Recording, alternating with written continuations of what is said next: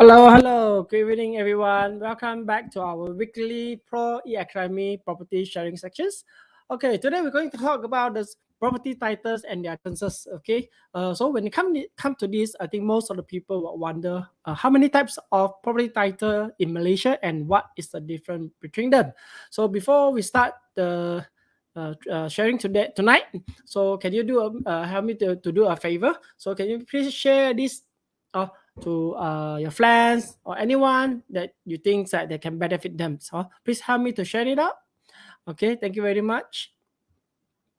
Okay, so today, this week, actually, we are honored to invite one of our seniors negotiators, whereby Chikan, actually to come and sharing with you this topic. So hopefully you have more idea in this regarding these properties titles. Okay, so can we put our hands together and welcome tonight sharing speakers?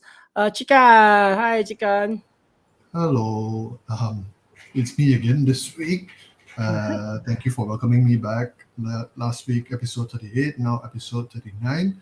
And a lot of what I'd like to speak about today regarding titles, I've already covered a portion of it last week with commercial. So today I will go a little bit deeper into the basic simple challenges and also what to expect from the different titles which you encounter along the way in your property journey as a buyer or as an agent or investor. Okay? So should I start sharing my screen now? Is that okay with you? Okay, can. So I leave the time to Chikan and let's go. All right. So thanks a lot, Jason. And so today's topic basically property titles and their differences. All right. And a little bit about who am I myself. I've been doing this for quite a while now. I've also mentioned this before. Worked my entire basically my entire work career has been based around sales and marketing line. Did door knocking, I did corporate sales, I did events, and now I'm basically full-time dug into the property industry. So for tonight's topic, what kind of titles are there? Now, to separate titles, we've got to start off first with land titles. All right, you will hear this very often: leasehold, freehold, and or 𝗏𝗏𝗎 / Malay Reserve. Sometimes you just got to check whether is it actually 𝗏𝗏𝗎, because 𝗏𝗏𝗎 in Malaysia also consists of a lot of other races outside of Malay Reserve, or is it entirely Malay Reserve? Because sometimes 𝗏𝗏𝗎 can be a blanket term for Malay Reserve land. But that is not so important because although the Malay Reserve land makes up most of the Malay population makes up most of the buyers in our country, because they are the largest population anyway. So a lot of land is reserved entirely for the Malay Reserve community, for the Malay community.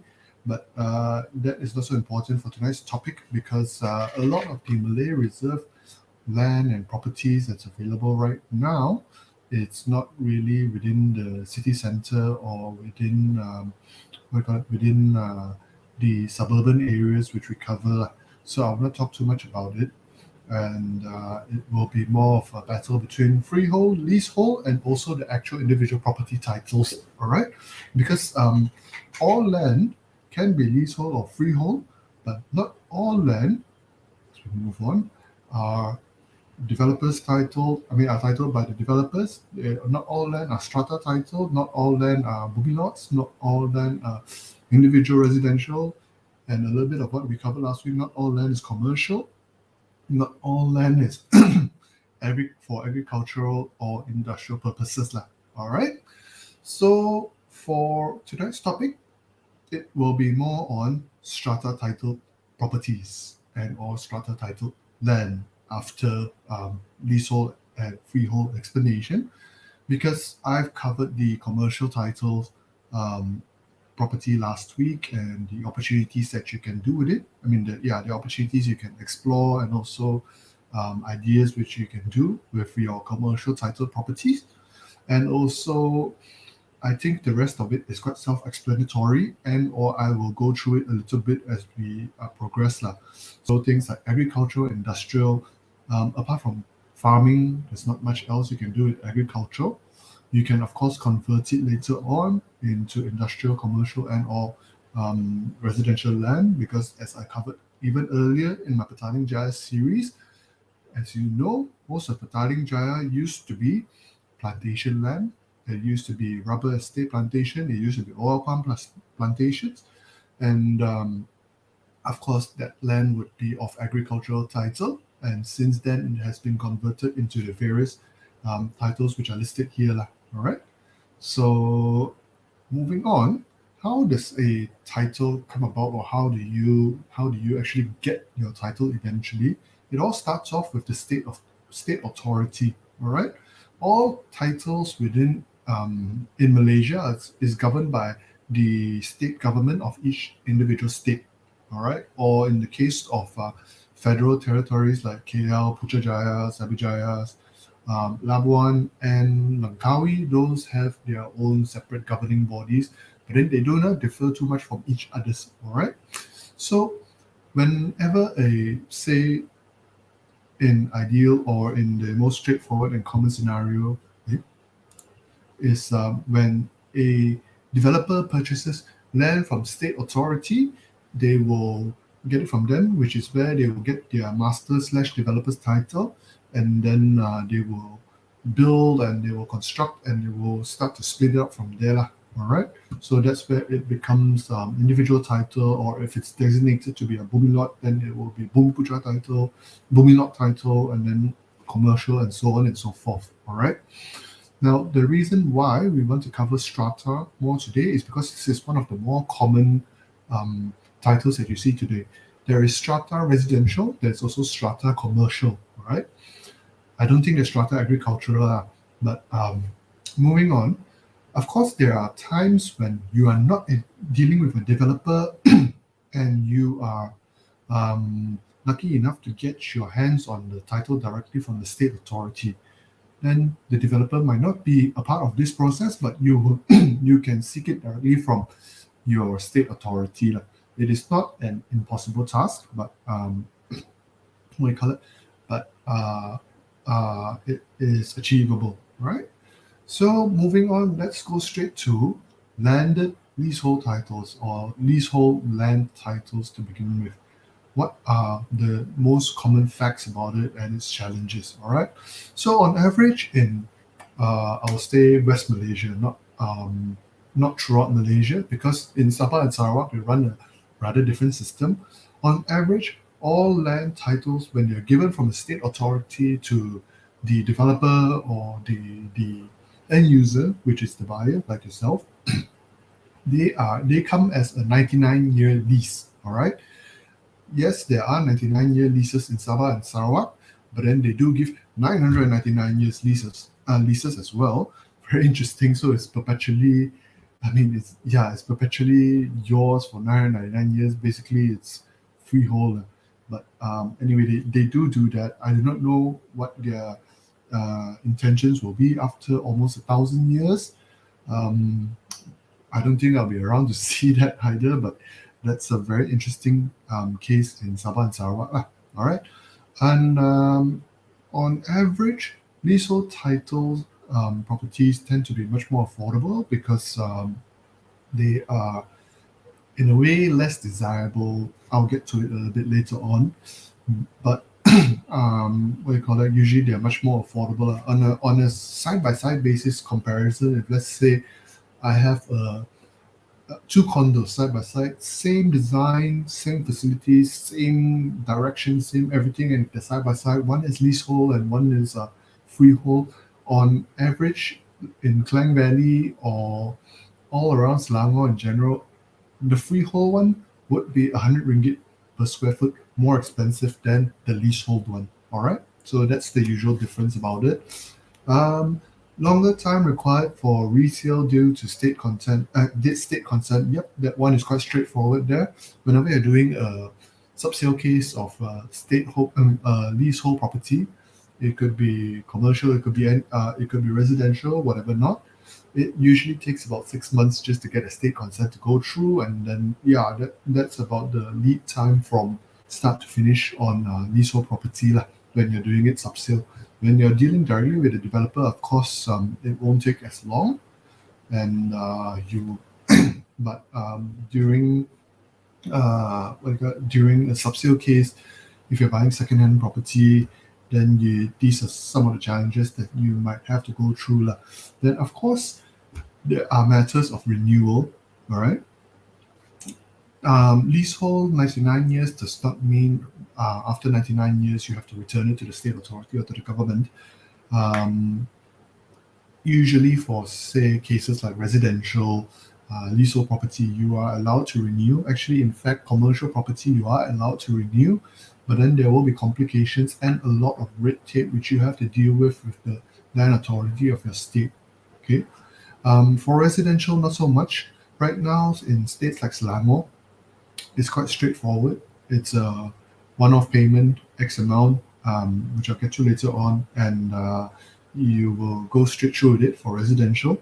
But for commercial, and also industrial, there are some instances whereby the state authority does not wish to renew because they do have plans for it. But otherwise, other than that, leasehold and freehold property, genuinely, there is not much difference to it. A home is still a home. A roof over your head is still a roof over your head. And I will move on to the next slide, which I will talk about desirability of leasehold property. So, in terms of desirability, I wouldn't say leasehold property is that undesirable at all because of, number one, some of the initiatives which the government has taken to help ease the people's burden on the process of renewal. All right. So prior to the previous government, and also in later on, as I covered, 2011, the state government of Selangor announced that the renewal of leasehold properties would be made a lot easier. The price for homes in some of the oldest parts of PJ would be PJ Old Town Section 1 was very low. But since they started the initiative in 2011, and then later on a federal level in 2019, if I remember correctly, I'm very sorry about this, 18 or 19 thereabouts, during the Pakatan Harapan government's era, the prices of leasehold property went back up because renewal became a lot easier and a lot more affordable, and also it became much more competitive after that. Right, you see here this is a very old and derelict. There's definitely less than 20 years left on this lease in PJ Old Town, and yet it still commands a 1 million ringgit price. All right, so in terms of desirability, of course, there are, like I mentioned earlier on, there are a lot of complications in terms of renewal. There's a lot of red tape which you have to go through, but then it is not that undesirable at all, because after you go through that few steps that you need to renew, your property is still, your property is still yours to use as per and how you like. All right. So in terms of undesirability, back in 2011, This one is a coverage. This is an article covering some of the by 𝙁𝙗𝙘𝙗𝙗𝙗 covering some of the work that the Selangor state government has taken to try to alleviate the issue, and also, of course, what do you call it? And also, of course, later on a federal level in Malaysia, lah. All right. So, of course, governments, people in power aren't um, idiots per se. So they have a they have a plan for the people on how to overcome this issue. So which they did, which leads me on to my next point on desirability, which is a rather famous and branded residences in the heart of KL called Pavilion Residences. Most of you might not know that Pavilion Residences in Bukit Bintang, in the heart of KL, is actually leasehold, all right? And yet you see it still commands up to a 2,700 square foot pricing, all right? So when it really comes down to the matter of leasehold or freehold, if you genuinely have a plan for a property, if you're generally in a very good spot, leasehold or freehold, these land titles should not matter to you if you are looking at a very good spot, and if you have a really good plan for it. Because going back to last week's topic, I should have a little bit of slides about it here. But going back to last week's topic, remember when I was talking about commercial property? Let's say same situation. You're buying a leasehold, commercial, but mixed residential property, which you can run your Airbnb at. If you are able to, if you already have the plan to run a commercial enterprise like that with your property, leasehold or freehold should not matter to you, because you would be able to cover whatever you've spent within the many years of the plannings that you have. All right. So, yeah. So this is a comparison on leasehold property in KL in Bukit Bintang. I'll show you another one just to give you an idea of what I mean by when I say slightly much more affordable. All right. This one is an upcoming project in almost completing project also in Bukit Bintang. This is just slightly further down the road. It is in fact one road away, or one row of shop lots away behind it. It's called Axon Bukit Bintang. It is in a similarly prime location, all right, and because it's still in project phase, maybe, so it commands a much lower price as compared to a completed Pavilion Bukit Bintang, all right. But if you are ever interested into looking into investing in Bukit Bintang, I would say some options like this would be very enticing, lah. Okay, it may be leasehold, and yet it is still much more affordable if you purchase it now rather than if you look at a subsidized property in the same location. Okay. Now moving on to the next part, which would be freehold. So freehold is quite straightforward. It is something that a lot of old timers, like people from my dad's generation, your dad's generation, or maybe you, would desire, because we've been ingrained that freehold is a lot better. Okay, freehold is a bonus because just for example, in Klang Valley, about 70% of Klang Valley is leasehold. If I'm able to get 30% of freehold, I'm done. Good, bonus already. Okay, bonus. Achievement in life bonuses all struck if I purchase freehold property. All right. So one of the number one, I wouldn't say truths or facts, I would say it's a fallacy, that if you purchase freehold property, it will be forever yours. But if you look at my slide here, I put a little caveat there, sort of, and we will get to it a little bit later on. So, like I mentioned earlier, in terms of comparison, there is a higher resale value for freehold property. It is quicker to buy and sell, all right, because you don't have to go through the whole state consent. You don't have to go through as much state red tape and government red tape as per leasehold property. It's easier to get a loan for your financing. It's easier to get a loan application for your financing purposes, because banks also prefer freehold, because they do not have to deal with the devaluation as per your property, as when your property's lease slowly gets lower and lower in terms of number of years lah. All right, there's a lot less work into it, so which is why they prefer to work with freehold property also.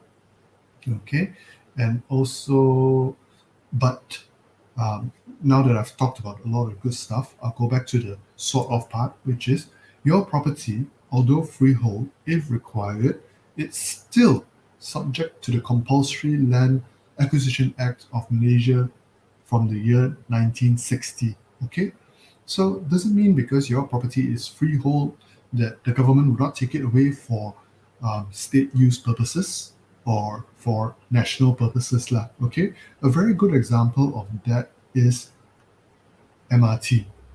In order to build our MRT stations that have been ongoing for the better half of, for the better part of the last 20 years lah, since there was LRT, and then after that MRT, and also in between there was BRT, LRT2, now MRT2, and also the Star LRT line, which became LRT line, became LRT line 2, the other line. So for current, for currency purposes, just to keep it relevant, okay, MRT Corp is the current biggest government-supported land acquirer in the country, all right, at least in the Klang Valley area where a lot of their projects are ongoing. Okay, so they've acquired a lot of freehold land which used to belong to individual owners or commercial owners for MRT station purposes. So this is for this sort of act will come into action when there is projects like this where infrastructure is required to be built, and your land will be reacquired, whether it's free or leasehold, whether the lease is up or whether the lease is brand new. It does not matter. If it's for national use purposes, government can take it back also. So freehold or leasehold, it does not really, in the sense, it does not really matter if, even if you do not have a lease, the government can still repossess your land for their own use. Of course, in the case of freehold, the government will pay you a recompensation fee of the land value to reacquire that land for their own use. Okay, so moving on to the main topic of the night, like I mentioned earlier, okay, because it's strata title. So what is strata title? All right. Now, in olden days, strata title buildings or strata title property are usually in high-rise buildings. Okay, but then in the last good 20 years or so, developers have started developing strata landed communities. One of the very first ones that I can think of in Petaling Jaya, the area which I cover, was some of the housing estates in Bandar Utama and a lot of the housing estates in Kota Damansara. So these were all developed from the 80s to the early 2000s. Okay, these all started developing from 80s to early 2000s. So for at least 30 years, landed strata has been a thing in Malaysia, but what most of us are very familiar with and will deal from an almost day-to-day basis would be high-rise strata titles. Okay, because as high-rise buildings become much more common in Malaysia, especially in KL, which is a city full of high-rises, it will become a much more common thing, and something which you will have to get to know, because maybe along the way in your property process, you might be purchasing a high-rise strata property. It could be strata residential and or commercial. Both of them, usually you will face similar challenges. Okay, so defining strata. Okay, what is a strata property? For a better definition of it, is a strata property is a scheme where a building or land is divided up into individual lots with common property. So, like per se, if you are landed strata, you will have your own individual unit, and then everything around you, the roads, the clubhouse, the walkways, boundary ways, is all common property. Okay, and then in case of high-rise buildings, so would be things like like say if it's a condominium, the facility floor, the lifts and all that, those are all common property lah. Okay, so and of course, if you are staying there, unless you are very diligent residents, or if you have a unit in a strata commercial complex and you're a very diligent owner, usually a lot of this work would be sent off to be completed by a joint management body. So this is another term which is very common if you live or work around a strata building.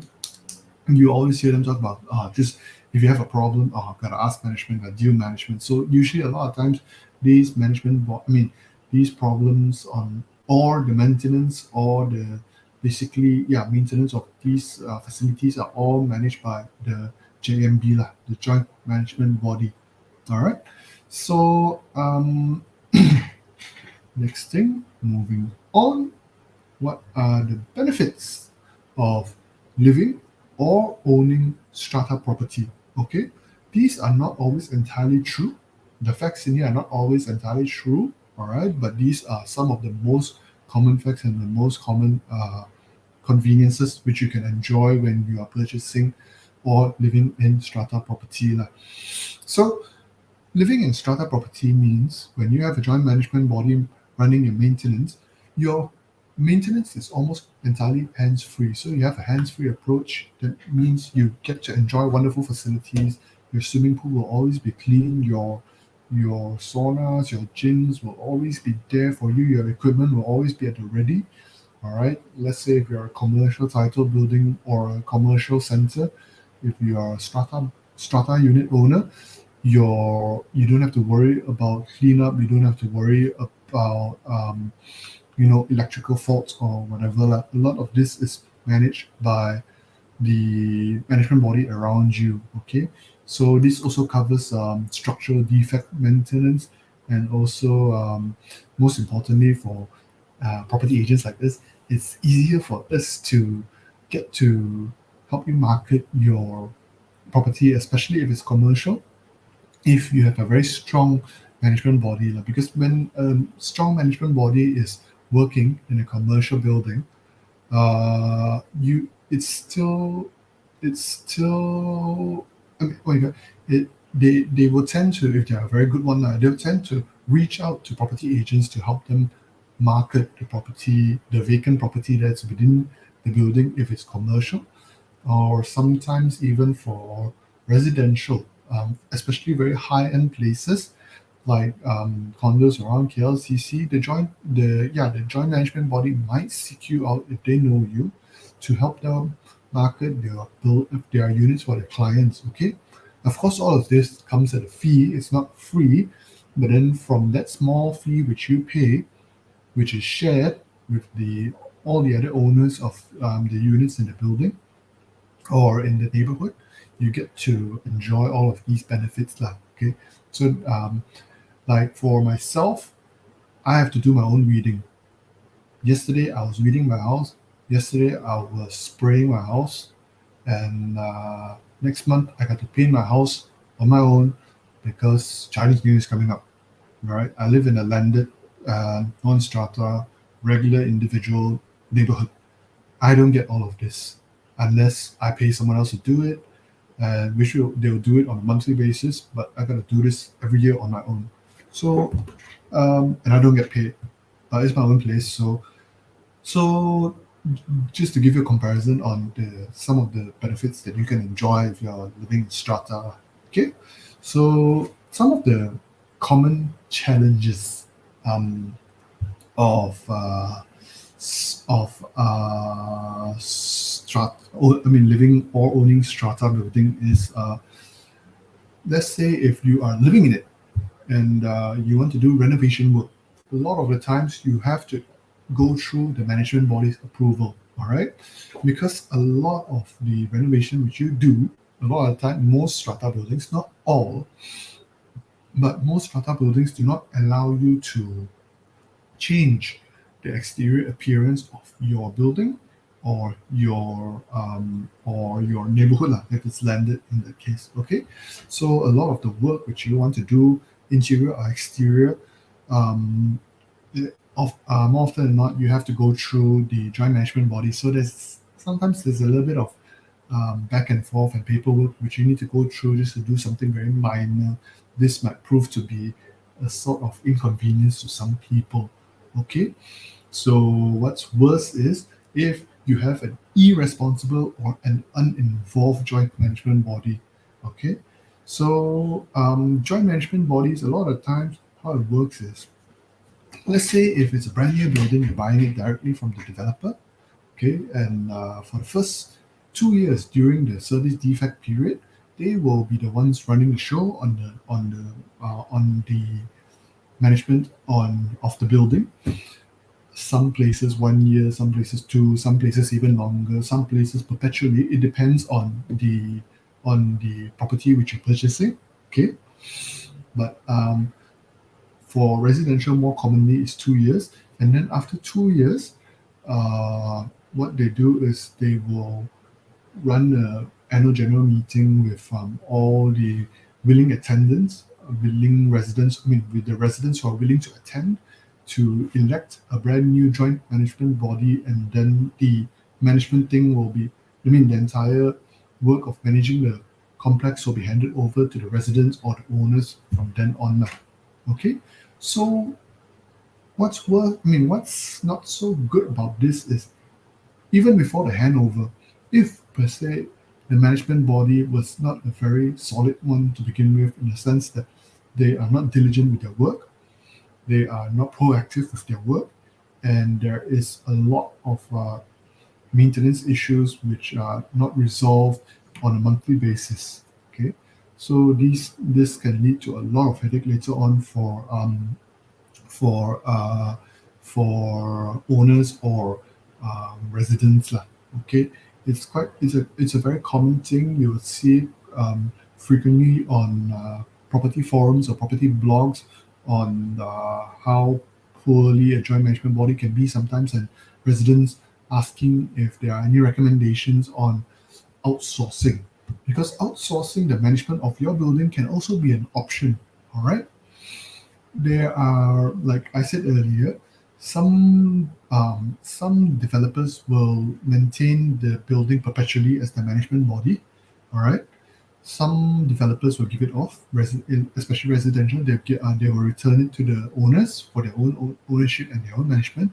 But some developers will recommend owners, if they would like to outsource it to a fully to a full property management body. So that might help you sometimes also alleviate the headache that you might face along the way. All right. So now I'm going to show you an example of when the management body and the staff within the management body work overtime. Next slide. Okay.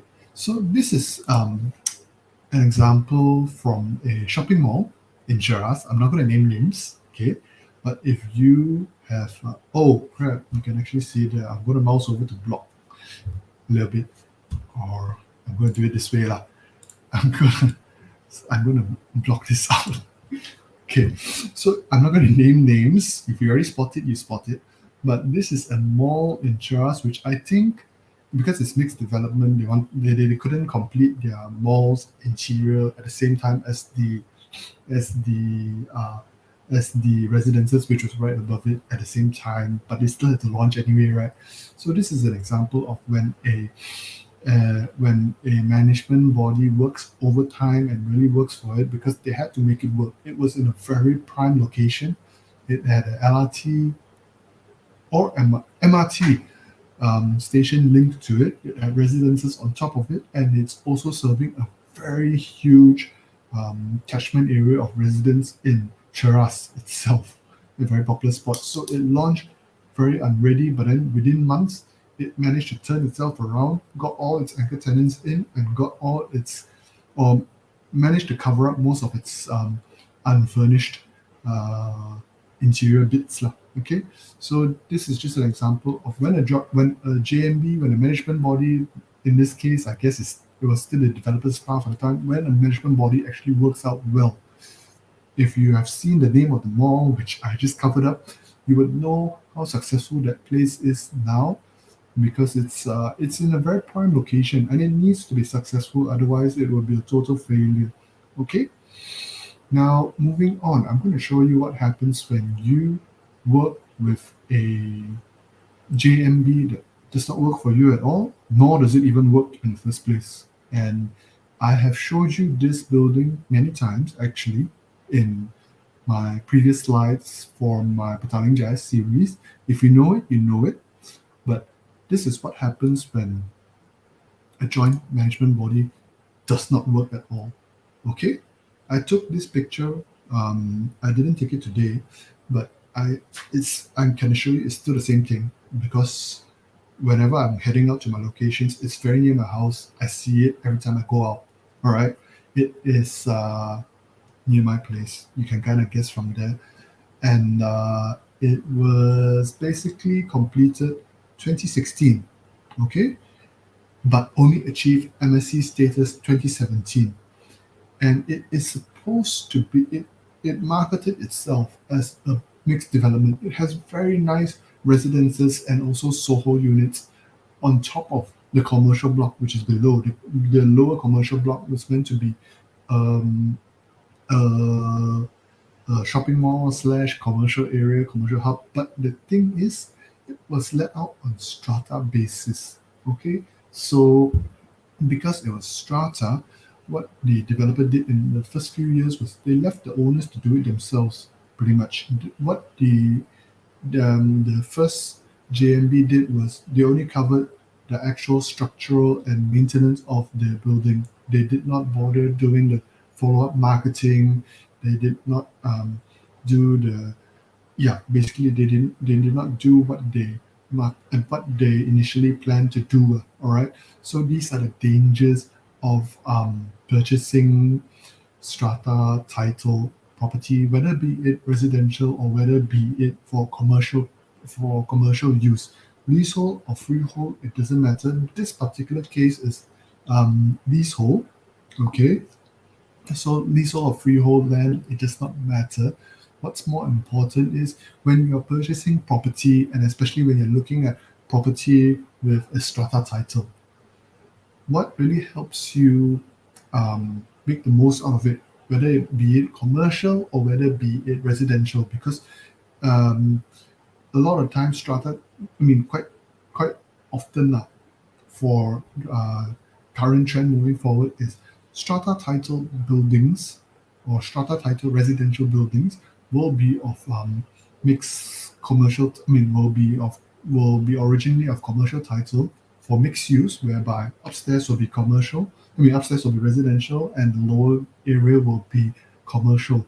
That is because also, in short, there are a lot more commercial title land to begin with in the Klang Valley and also Malaysian area, all right, as compared to residential. And also in the places where a lot of developers are building homes for people, a lot of this is built on commercial land.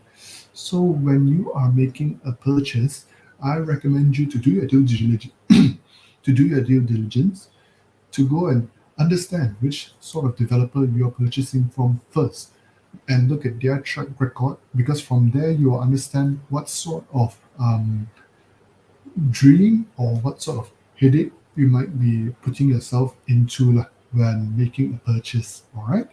So I hope that explains a little bit more about titles. I've covered the commercial one fully last week. Today I cover strata, a little bit of residential, a little bit of commercial, and also a little bit of differences between freehold and leasehold. I hope that helps with your with your purchase decision, and or if you're an agent, if you're one of my colleagues, I hope that helps out with your with how you make a sale and how you share your information with your clients lah, moving forward. Okay, so thanks a lot. I am done for the night. I will hand it over back to Jason. Okay. Yes. Hello. Thank you, Chekan, for the sharings. I think that's very, very helpful for those who not really understand about the property titles in Malaysia. Okay, so if you have any questions or any comments you want to ask, please type in the comments so that we can answer your questions. And also, if you want to get our today's ebooks, try to type the words PRO in the comments, and our person in charge will send you a link, and whereby you can redeem your ebooks. Okay, you just type a PRO. Okay, is there any questions? Okay, if not, then we'll call it a day. Thank you everyone for coming. Hopefully tonight really can help you all on some information regarding the titles. Thank you, Chikan, for the sharing. Thank you, everyone. Good night. Good night, everyone.